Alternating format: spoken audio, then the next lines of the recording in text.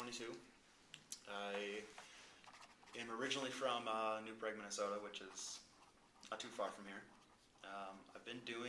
I've had a passion for photography ever since I was very young, I guess.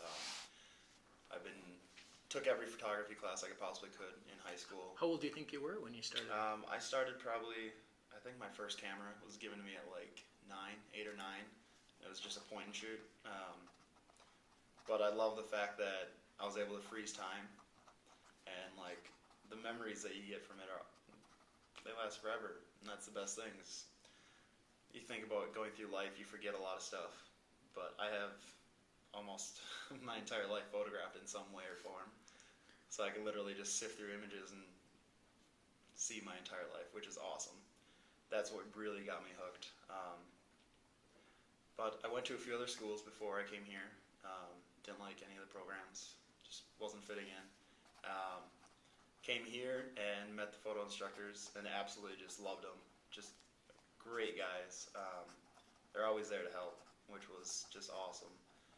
But I had it set in my mind that at the age of 14 I refused that I would work for somebody the rest of my life, and like that was just my main goal, was I will not work for somebody, I will be my own boss. And I always loved art, but I'm not much of a painter, I'm not much of a drawer. So I picked up, with my camera, and I just built on my skills as much as I could. And then I came here to DCTC, and I got so much instruction for the technical side and how I should be going about my business and how I need to be looking at things in a professional manner. And it kind of turned my world upside down for a while, and it was hard, but now that everything kind of falls into place, it all makes sense. I was only, a year and a half into my schooling here for my associate's degree, and I started my business. Wow. And everything kind of just worked out perfectly. I had great networking through friends and family, social media. I use that to my fullest. What types of social media do you use? Facebook, I use that. I have like a Facebook page for just my photography, which I exploit to everyone I possibly can, because I want my images and anything I do to be out there. I want anyone and everyone to see it, because that's the only way you're really going to get business. And then I also have, I do Twitter. I also have blogs, a few blogs actually, not just one. I have my actual website, my business website. Right now it's mainly my website and my blogs that I do all my posting on. Okay. And then Facebook, that's a little bit more towards my close-knit friends, I guess, but everyone that, they see it on their page, and then it kind of goes to everyone. So do you find that public. Facebook generates business for you too? Does it? It does quite a bit. That's actually. Good. It's brought in more money than I ever thought it would, wow. or at least with the clients. But the strongest thing for my advertisement is word of mouth, by any means. I can drop 2,000 mailers in the mail, and I can tell 10 people. I'll get more business out of telling 10 people than I will out of my 2,000 mailers. Pretty amazing, I guess, because I've done the marketing, I've done the flyers, I've done all that, and it's just not there compared to the instant gratification I can get from putting something online and saying, hey, check this out. I can have 500, 600 people look at it within 2 days. Mm-hmm. And next thing I know, it's, hey, I got a buddy that is looking to get married, I gave him your link, and then I get a phone call 2 days later. So as a professional photographer, what types of work do you specialize in? Right now, my main thing is weddings. My summer's been packed with them. I started off my first 3 months of my business. My niche, I guess you could say, was little kids, children. That was just the market that I was able to get into right away. The word of mouth spread very quickly. And then it went to family portraits. And now I also worked with another professional photographer in my first few months. I still work with him every once in a while. His name's Rick Stidger. But he kind of just took me in, let me just follow him around at weddings and shoot on the side, And so yeah, I learned a lot from him. I mean, he's been in the field for 20 years. He's a master photographer. That helps. So yeah, absolutely, it was great. Just kind of. He's your mentor.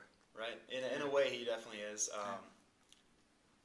Just being able to do whatever, kind of go to a wedding and not have the pressure on me to do anything, but absorb everything that's happening and watch the way he deals with people. Yeah. I mean, there's stressful situations that pop up, and knowing how to deal with them now is extremely nice and easy for me to go into a wedding because I don't get worried anymore. My first wedding I did by myself, I was terrified. Exactly. I mean, I have one chance to capture one thing.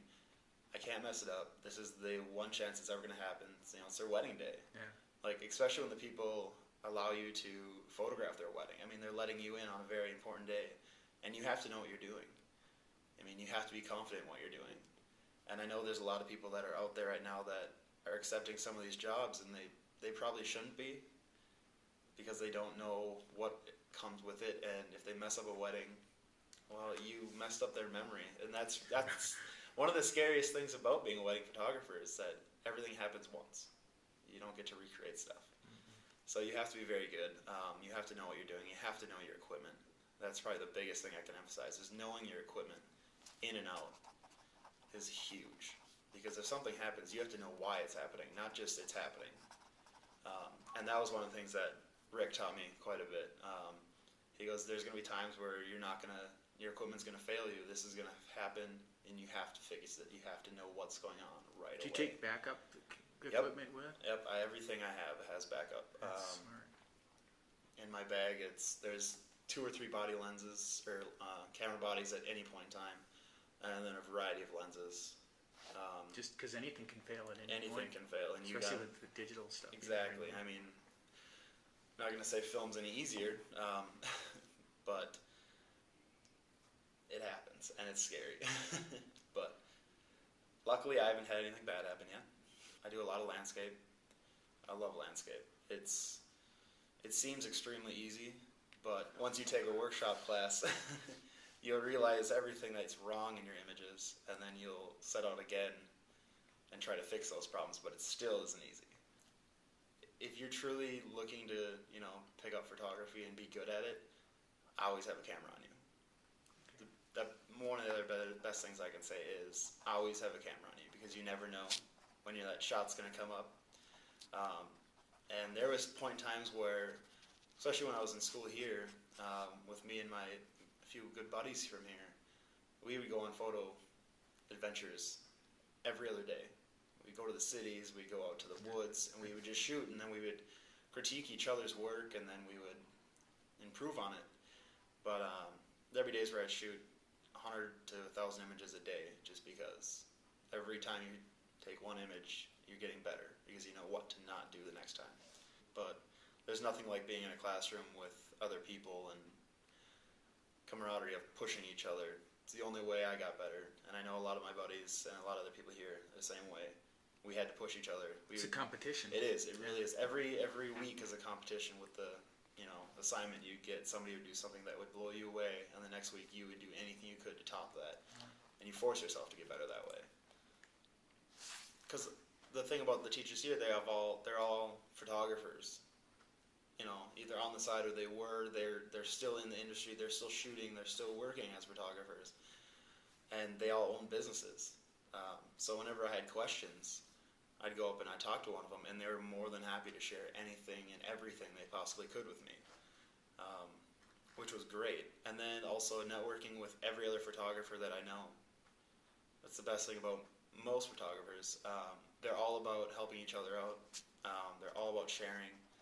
If you have questions and they can answer it, they will. My first few months, I struggled. I mean, I was picking up jobs here and there, and I couldn't really charge much because I was new. I didn't have a good portfolio backing me up. Yeah. But now I'm booked. I now get to choose my clients for the most part, and that's amazing. That's absolutely awesome. amazing. I can barely keep up with my workload the way it is, and I hope by next summer to be employing other people. Looking for studio space right now. I rent from actual Rick. I rent his studio out because he doesn't use it all the time. But soon to be running full on.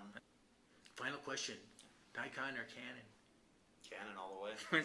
I knew you were going to say that.